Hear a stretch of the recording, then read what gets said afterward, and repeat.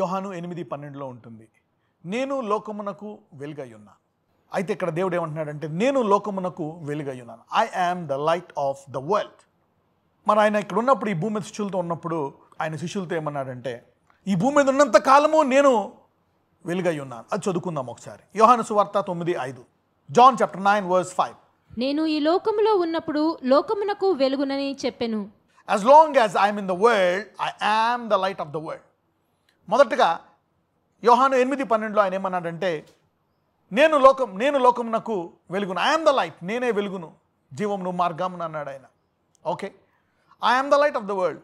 ఇక్కడ నేను ఇక్కడ ఉన్నంత కాలము మరి యోహాను 9:5 చూస్తే as long as I am the world, I am in this world, I am the light of the world. నేను ఈ భూమి మీద ఉన్నంత కాలము నేను ఈ లోకమునకు వెలుగై ఉన్నాను. సో ఆయన ఉంటుండగా మరి ఆ శిష్యులకు ఆయన నమ్మిన వారికి ఏ ఆపద రాకుండా ఆయన వారిని కాపాడాడు. మరి తుఫాన్ నుంచి కాపాడాడు, వ్యాధుల నుంచి కాపాడాడు, దయ్యాల నుంచి కాపాడాడు, మరి మనుషుల నుంచి కాపాడాడు. వాళ్ళు చేసే మంచి అద్భుతాలు నమ్మక వాళ్ళని చంపేద్దామనుకునే వారి నుంచి కూడా మరి ఆయన కాపాడుకున్నాడు, వారిని కాపాడాడు. మరి యేసు ప్రభువారు ఆయన అద్భుతాలు చేసే కొలది మరి వాళ్ళు ఆయన స్వస్థతలు చేసే కొలది ఆయన తీర్పు తీరుస్తూ వచ్చారు. అన్నిటికంటే గొప్ప అద్భుతమైనటువంటి లాజరస్ని లేపేటప్పటికి 3 రోజుల తర్వాత వారు ఆయన్ని చంపేద్దామని మీటింగ్ పెట్టుకున్నారు. మరి ఈ వెలుగుని కొంతమంది అంగీకరిస్తారు, కొంతమందికి ఆ వెలుగు ఇష్టం ఉండదు. ఎందుకంటే ఆ వెలుగు వారికి కొంచెం ఇబ్బంది కలిగించవచ్చు. కొంతమందికి వెలుగు అంత ఇష్టం ఉండదు ఫర్ సమ్ పీపుల్. ఎందుకంటే అది వారికి మోస్ట్ ప్రాబబ్లీ అక్కడున్న వారికి మరి వారి యొక్క నాయకత్వానికి ఇబ్బంది కలిగించవచ్చు, లేక వారి అధికారానికి ఇబ్బంది కలిగించవచ్చు, లేక వారికి ఉండేటువంటి పలుకుబడికి ఇబ్బంది కలిగించవచ్చు, లేక వారు దాన్ని అపార్థం కూడా చేసుకోవచ్చు. అనేక రకాలుగా మరి వారికి ఇబ్బంది కలిగించవచ్చు. వెలుగైనటువంటి యేసు ప్రభువారిని వారు ఆపారు. అయితే ఇక్కడ ఆయన ఏమంటాడు శిష్యులతో నేను ఈ లోకంలో ఉన్నప్పుడు లోకమునకు వెలుగై ఉన్నాను. అయితే మత్తయి 5:14 ఏమంటాడో చూద్దాం. మీరు లోకమునకు వెలుగై ఉన్నారు, కొండ మీద నుండి పట్టణము. ఇప్పుడు ఇక్కడ మీరు లోకమునకు వెలుగై ఉన్నారు అంటున్నాడు ఆయన. చూసారా, హీఈస్ ద లైట్. ఆయన వెలుగై ఉన్నాడు. ఈ భూమి మీద ఉన్నంత కాలం ఆయన వెలుగై ఉన్నాడు. అయితే ఇప్పుడు ఆయన ఏమంటున్నాడు, నేను వెళ్ళిపోతున్నప్పుడు మీరు వెలుగై ఉన్నారు. అంటే వెలుగు, వై లైట్? వెలుగు అంటే చీకటిని చేసేదాన్ని వెలుగు అంటారు. మీరు ఇంట్లో చీకటి ఉన్నప్పుడు లైట్ వేసిన క్షణములోనే మరి ఆ చీకటి పోతుంది. ఓకే, రోడ్డు మీద వెళ్తున్నప్పుడు మీరు కార్ లైట్లు ఆన్ చేసుకుంటే దారి పొడుగునా మీరు వెలుగుతూ వెళ్ళొచ్చు. All the way you can go by light. So light will give a way. ఏ చీకటి అయితే అక్కడ అంధకారంగా ఉండి ఆపి ఇబ్బంది పెడుతుందో ఆ ఇబ్బంది, ఆ అడ్డు లేకుండా నీవు ముందుకెళ్ళిపోవడానికి సహాయపడేది వెలుగు. ఎందుకంటే ఈ భూమి చీకటితో నిండుకొని ఉంది. ఈ భూమి మీద శత్రువు ఉన్నాడు, ఆ శత్రువుకి బలం ఉంది.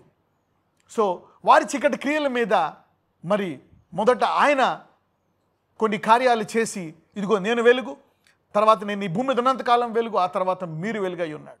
చాలాసార్లు మనకి కొన్ని వాటికి మనం ప్రార్థిస్తాం. సడన్గా ఏదైనా ఒక కొత్త సమస్య వచ్చిందనుకోండి, ఒక పెద్ద సమస్య వచ్చిందనుకోండి, మనం భయపడతాం. ఇది సర్వసాధారణం. విశ్వాసులం భయపడతాం, భక్తులం భయపడతాం. కానీ ఇక్కడ యేసయ్య భయపడలేదు. ఎందుకంటే ఆయన ముందుగానే దాని విషయమై ఆయన కనుగొని దాని మీద అధికారం ఉందని తెలిసి ఆయన దాన్ని జయించాడు. అయితే ఆ ట్రైనింగ్ ఆయన శిష్యులకి ఇచ్చాడు. తర్వాత ఆయన మరి సంఘస్థులకి ఇస్తున్నాడు, విశ్వాసులకు కూడా ఇస్తున్నాడు. మరి అప్పుడు దాకా యేసుప్రభువు వారు స్వస్థతలు చేసేవారు, అన్ని రోగాల్ని వెళ్ళగొట్టేవారు. మరి సడన్గా మరి వారు ఓడలో ఉన్నప్పుడు తుఫాను వచ్చినప్పుడు శిష్యులు భయపడ్డారు. ఈయనకి కేవలము ఈయన స్వస్థతలే చేయగలడు, మరి తుఫాను ఆపలేడంటే యేసుప్రభువు వారు తుఫాను కూడా ఆపాడు. యేసుప్రభువు వారు మరి అదే కాదు, లేమిని కూడా తీసివేశాడు. అక్కడ 5,000 మంది ఉన్నప్పుడు వీరందరికీ మీరు భోజనం పెట్టండి అంటాడు. మేము ఎలా పెట్టాం, అంత డబ్బు లేదు కదా, ఉన్న డబ్బుతో కొంచెం కూడా సరిపోతున్నప్పుడు ఆయన లేమిని తీసివేశాడు. సో ఆయన ప్రతి సమస్య వచ్చినప్పుడు ముందు ఒక ఇబ్బంది, ఒక భయము, ఒక బాధ కలుగుతుంది. తర్వాత ఆయన అది కూడా జయించవచ్చు అనేటువంటి మరి సామర్థ్యాన్ని ఆయన చూపించి, కాబట్టి మీరు ధైర్యంగా ఉండండి అని మనల్ని ధైర్యపరుస్తాడు. మరి ఆ తుఫాన్ని కూడా ఆపినప్పుడు శిష్యులు ఆశ్చర్యపోతారు, ఇదేంటిది, గాలి నీళ్లు కూడా, తుఫాను కూడా ఆయనకి లోబడుతుంది అని. ఒక ఉదాహరణ తీసుకుందాం. యోహాను సువార్త 11:3-4 వరకు వెళ్దాం. అతని అక్క చెల్లెండ్రు, ప్రభువా ఇదిగో నీవు ప్రేమించువాడు రోగి అయి ఉన్నాడని ఆయన యొద్దకు వర్తమానము పంపిరి. యేసు అది విని, ఈ వ్యాధి మరణము కొరకు వచ్చినది కాదు గాని దేవుని కుమారుడు దాని వలన మహిమపరచబడినట్లు దేవుని మహిమ కొరకు వచ్చినదనెను. సాధారణంగా ఈ వాక్యము చూస్తే యేసు అది విని, ఈ వ్యాధి మరణము కొరకు వచ్చినది కాదు అంటున్నాడు. అరే, సాధారణంగా ఏ వ్యాధి వచ్చినా మనం భయపడతాం. ఒక జ్వరం వచ్చినా, ఒక బాధ వచ్చినా, ఇబ్బంది వచ్చినా, ఒక నొప్పి ఉన్నా, ఆ నొప్పి ఎక్కువైతే చనిపోవాలనిపిస్తుంది నొప్పి భరించక. Okay, any problem, any sickness that persists, people will fear. జనాలు భయపడతారు, మనం చనిపోతామేమో. ఒకవేళ జ్వరం ఎక్కువ కాలం ఉంటే మరి చనిపోవచ్చు. నొప్పి ఎక్కువ కాలం ఉన్నా, ఏదైనా అవయవం పనిచేయకపోయినా, ఏదైనా ఒక ఇన్ఫెక్షన్ ఎక్కువ కాలం ఉన్నా భయమేస్తుంది. సో అయితే ఇక్కడ చాలా తక్కువ కాలంలో చనిపోయేటువంటి రోగం వచ్చింది మరి లాజరస్ అనే వ్యక్తికి. మరి ఆమె సహోదరి మరి చెప్పింది యేసుప్రభు వారికి, ఇదిగో నువ్వు ప్రేమించినటువంటి సహోదరుడు వ్యాధి కలిగి ఉన్నాడు. అయితే యేసుప్రభు వారి శిష్యులతో మాట్లాడుతున్నాడు. అది కొంచెము మరణకరమైన వ్యాధి, భయంకరమైన వ్యాధి. అది త్వరగా మనిషిని చంపేస్తుంది. అది మరి అక్కడ ఉండేటువంటి మరియకు తెలుసు, లాజరస్ తెలుసు, అక్కడ ప్రజలకు తెలుసు, శిష్యులకు తెలుసు, యేసుప్రభు వారికి తెలుసు. అయితే యేసుప్రభు వారు చెప్తున్నారు, ఒకసారి చూద్దాం ఆ వచనం, 4వ వచనం చూద్దాం. యేసు విని, ఈ వ్యాధి మరణము కొరకు వచ్చినది కాదు గాని, ఈ వ్యాధి మరణము కొరకు వచ్చినది కాదు గాని, దేవుని కుమారుడు దాని వలన మహిమపరచబడినట్లు దేవుని మహిమ కొరకు వచ్చినదనెను. దేవుని కుమారుడు మహిమపరచబడినట్లు దేవుని మహిమ కొరకు వచ్చిందంట. సో ఇక్కడ మనము ఒక్కొక్కసారి దేవుని అపార్థం చేసుకుంటాం. మరి దేవుని మహిమ కోసం రావడం ఏంటి ఈ బాధ, ఈ వ్యాధి అని అంటే, సాధారణంగా కొన్ని రోగాలు తగ్గిపోతాయి. పర్లేదు, జ్వరం వచ్చిందా డాక్టర్లు చెప్తారు, అమ్మ 3 రోజులు ఉంటుంది, 4 రోజులు ఉంటుంది. ఓకే, షుగర్ వచ్చిందా జీవితాంతం మందులు వాడాలా. చాలాసార్లు షుగర్ వచ్చిన వాళ్ళు ఆరోగ్యంగా ఉన్న వారి కంటే ఎక్కువ కాలం బతుకుతారు, ఎందుకంటే వారు కేర్ తీసుకుంటారు కాబట్టి వారి డైట్లో. సో బీపీయా, దానికి మందులు ఉన్నాయి. గుండె జబ్బులా, దానికి అన్నిటికీ మందులు పెట్టేసి తర్వాత దాన్ని లైట్ తీసుకున్నారు, దాన్ని సాల్వ్ చేసేసినప్పుడు కొంచెం స్టార్టింగ్లో బాధేస్తుంది కానీ తర్వాత అలవాటైపోతుంది. ఇక్కడ మరి ఈ వ్యాధి చాలా త్వరగా చంపేసే వ్యాధి. అప్పుడు యేసుప్రభు వారు చెప్తున్నారు, ఈ వ్యాధి స్వస్థపరచడం అనేది వారు వినలేదు, వారు చూడలేదు. అయితే ఆయన చెప్తున్నారు, ఈ వ్యాధి కూడా మరి మహిమ కొరకే. అంటే మన విశ్వాసం ఇక్కడ దాకే ఉంది, ఇక్కడ దాకే దేవుడు స్వస్థపరుస్తాడు. ఇది చేయగలడు, ఇది చేయగలడు, ఇది చేయగలడు, ఇది చేయగలడు. మరి ఇది కొత్తది కదా. మరి ఇక్కడ దేవుడు చెప్తున్నాడు, ఇది కూడా నా మహిమ కొరకే.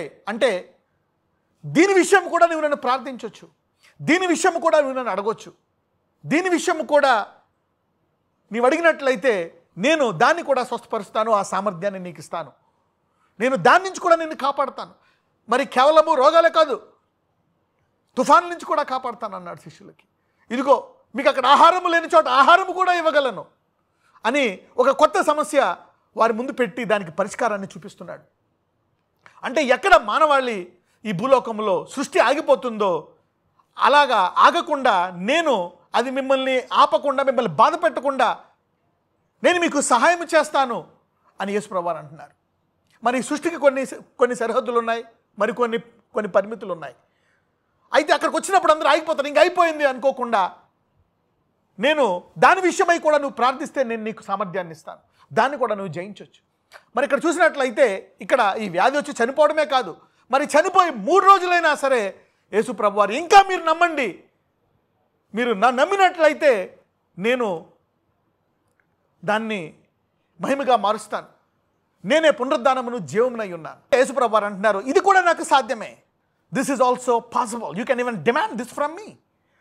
అక్కడ మరి అంటారు, ఓకే ఈయన అద్భుతాలు చేయగలడు, ఈయన స్వస్థతలు చేయగలడు, తుఫాను ఆపగలడు, కానీ ఈయన చనిపోయి 3వ రోజు అయింది కదా అని దాని విషయమై ఆయన వేడుకోవట్లే. వాళ్ళు అయిపోయింది అనుకుంటున్నారు. అందుకని అంటున్నారు వాళ్ళు, నువ్వు ముందు వచ్చి ఉంటే బాగుండేదయ్యా అని వాళ్ళందరూ అనుకుంటున్నారు. కొంతమంది ఏమో మరి ఈ గుడ్డివానికి చేసింది ఇది చేయగలడా అంటున్నారు. మరి శిష్యులు కూడా ఇది కొత్తే. వాళ్ళు అప్పుడు దాకా వెంటనే చనిపోయిన వాళ్ళని చూశారు, చనిపోయిన ఒక రోజుకి వెళ్ళి వాళ్ళు చూశారు, మరి కుష్ఠరోగులు అన్నీ చూశారు, కానీ వారు ఇది చూడలేదు. ఇంకా సమాధి పెట్టి ముద్ర వేసింది చూడలేదు వాళ్ళు. సో ఈయన వారందరికీ మళ్ళా చూపించాడు అనమాట. అంటే అక్కడ దేవుని నామము ఒక మహిమ నుంచి ఇంకో మహిమకి వెళ్ళింది. ఓహో, అప్పుడు మరియకి అక్కడ ఉన్న వారందరికీ, యూదులకు కూడా, ఓహో ఇది కూడా చేయగలడా ఈయన అని వారి విశ్వాసాన్ని పెంచుతున్నాడు. God is increasing their faith. He is telling us you can also be bold and overcome this. దేవుడు చెప్తున్నాడు, మీరు దీని విషయంలో కూడా ధైర్యముగా ఉండి దీన్ని కూడా మీరు మీ కుటుంబాలు జయిస్తారు. నాజరేయుడైన యేసయ్య, ఇదిగో ప్రభువా, ఇశ్రాయేలును ఆనాడు నువ్వు ఎలా కాపాడావో ఈరోజు అనేకులకు, ఈరోజు ప్రభువా ఈ వాగ్దానం నాకు కావాలా. I want to spare me and spare my life. ఇదే కాదు, నేను ప్రార్థించగా అనేకుల్ని కాపాడేటట్టు నా విశ్వాసాన్ని పెంచు. నిర్గమకాండంలో నువ్వు ఏ రీతిగా ఇశ్రాయేలును కాపాడావో ఆ వాగ్దానాన్ని ఇప్పుడు కూడా నెరవేర్చి దేవుడు, ఆ వాగ్దానాన్ని నెరవేర్చి ఇదిగో ఈ వాగ్దానం ద్వారా మమ్మల్ని కాపాడి ఈ కృప సమృద్ధి గల జీవం పొందుకునేటట్టు ఆలకించమని నాజరేయుడైన యేసు నామమున ప్రార్థిస్తున్నాము తండ్రి, ఆమేన్.